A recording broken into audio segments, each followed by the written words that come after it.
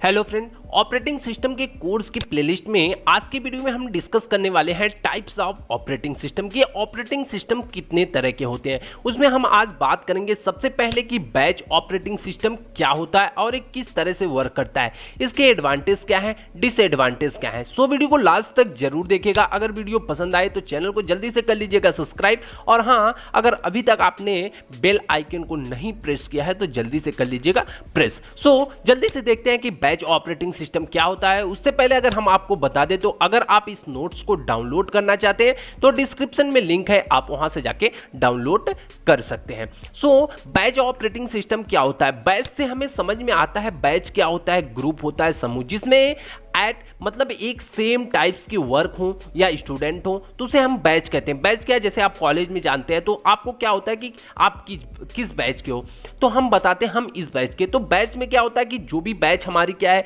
Batch में कुछ लड़के होते हैं या फिर क्लास के कुछ स्टूडेंट होते हैं, जैसे हम एक बैच बनाया जाता है, जैसे CS, IT, मैकेनिकल, तो ये अलग अलग डिपार्टमेंट के स्टूडेंट्स के लिए अलग अलग तरह के बैच बनाए जाते हैं, तो उसे बैच ऑपरेटिंग सिस्टम। तो इसी तरह बैच ऑपरेटिंग सिस्टम होता है जो वर्क करता है एक बैच या ग्रुप में। तो आगे अगर हम बात करें तो this types of operating system does not interact with the computer directly. तो इस टाइप के ऑपरेटिंग सिस्टम क्या होते हैं, कंप्यूटर से डायरेक्टली इंटरेक्ट नहीं करते हैं। इनके लिए क्या करते हैं, सबसे पहले क्या होता था कि सबके पास ऑपरेटिंग सिस्टम या कंप्यूटर सिस्टम नहीं होता था।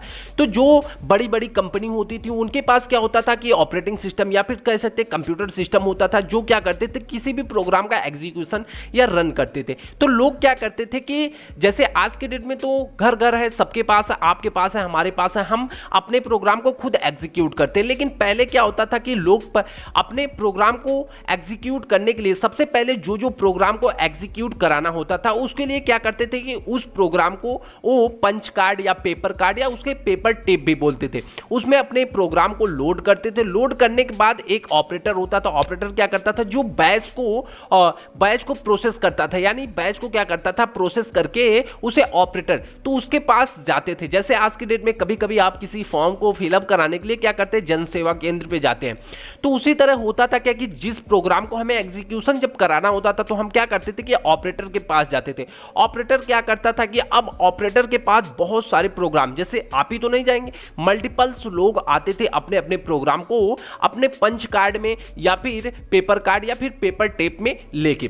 तो ऐसा कब होता था, बैच ऑपरेटिंग सिस्टम का यूज 1996 के अराउंड होता था। तो उस समय क्या होता था कि सिस्टम्स नहीं होते थे। तब क्या होता था कि जब हम उसको कार्ड को लेके जाते थे तो अब क्या करता था कि जो भी ऑपरेटर होता था, अब देखो इस चीज को अगर हम डायग्राम से समझे, जैसे हमारी जॉब है तो हम अगर कोई जॉब एक लेके गया, मतलब कोई बंदा एक लेके गया अपने पंच कार्ड को, तो वो क्या करता था कि अब उस जॉब की ऑपरेटिंग सिस्टम क्या करता था कि बैच बनाता था। वो क्या करता था, बैच 1 बना लिया, बैच 2 बना लिया, बैच 3, तो बहुत सारे बैच को बना लेता था। उसके बाद उस बैच को अब बैच 1 क्या जाता था कि रन होने के लिए CPU के पास जाता था।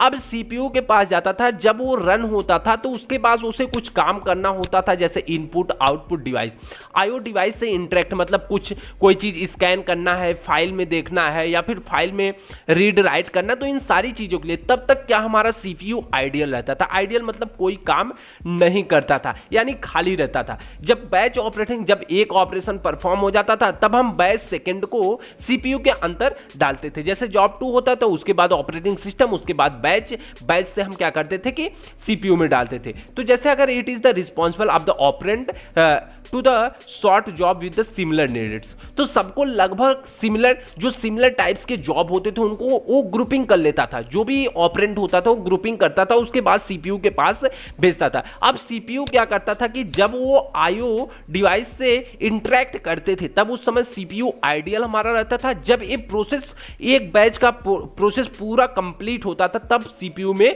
दूसरा बैच एंटर करता था, उसके बाद ये प्रोसेस होता था। इसी तरह जॉब N तक, मतलब बहुत सारी जॉब होता था। दूसरी चीज, अब अगर आपका प्रोग्राम कहीं किसी कारणवश फेल हो गया, ठीक है।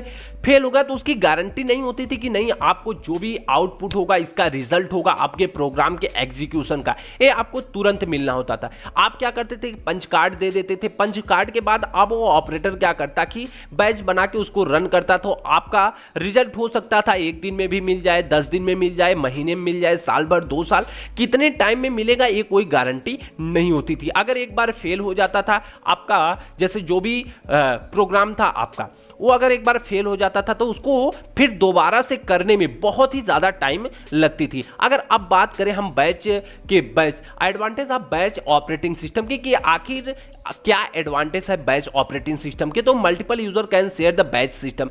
तो जो मल्टीपल यूजर्स है वो क्या करते थे कि बैच सिस्टम को शेयर कर पाते थे। आगे the ideal time for the batch system is a very less.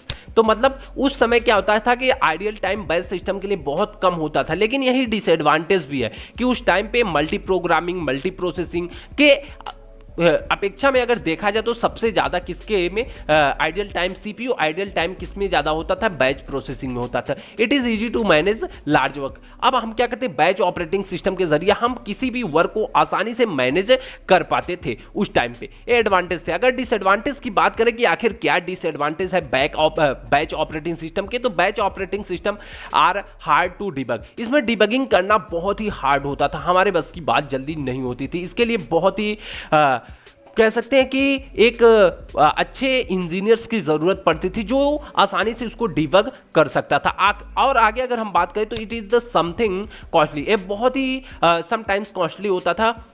इस कॉस्ट काफ़ी ज़्यादा होती थी, इसी वजह से लोग ज़्यादा इसका यूज़ नहीं कर पाते थे, जो लेके जाते थे किसके पास, ऑपरेटर्स के पास, जो ऑपरेट करता था बैच ऑपरेटिंग सिस्टम को। अब आगे बात आती है, तो आगे क्या है कि the other jobs will have to wait for the announce time of any jobs fails. अगर कोई जॉब्स क्या करता है कि अब जैसे कोई जॉब्स एग्जीक्यूट हो रहा है, ठीक है, अब कोई जॉब एग्जीक्यूट हो रहा है, अगर वो फेल हो गया तो जो वेट कर रहे हैं उनके लिए और टाइम बढ़ जाती है। अगर कोई जॉब फेल हो जाता है, जैसे वर्क हम कर रहे हैं तो वर्क करते टाइम अगर इस जॉब में जो सिमिलर जॉब है, सिमिलर बैच बनाते हैं, ठीक है, सिमिलर टाइप के जॉब से एक बैच बनता। ऑपरेटिंग सिस्टम अगर हमने मान लिया कि अब बैच 1 क्या हो गया, फेल हो गया हमारा, ठीक है, एग्जीक्यूशन टाइम पे फेल हो गया, तो अब क्या करें कि बैच 2 है, बैच n है, ये क्या कर रहे हैं कि वेट कर रहे हैं, तो इनकी वेटिंग टाइम और ज़्यादा बढ़ जाएगी, क्योंकि जब तक जॉब 1 कंप्लीट नहीं होगा तब तक जॉब 2, जॉब n के नंबर नहीं आने वाला। तो इसका ये सबसे बड़ा डिसएडवांटेज था। आई होप कि आपको समझ में आया होगा